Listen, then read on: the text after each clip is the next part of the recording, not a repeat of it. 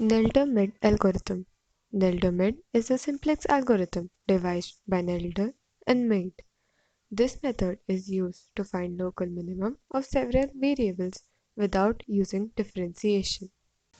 First, we type in the function as x1 minus 8 whole squared plus x2 minus 6 whole squared.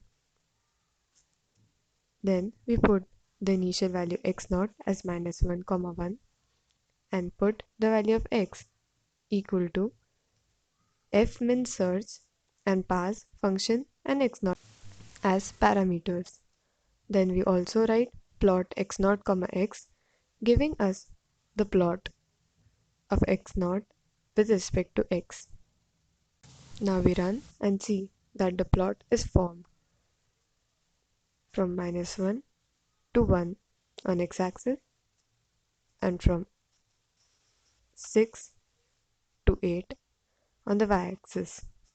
We can see in the workspace the final value of x, that is 8 comma 6, and the initial value x0, which is minus 1 comma 1. Also in command window we can see the answer.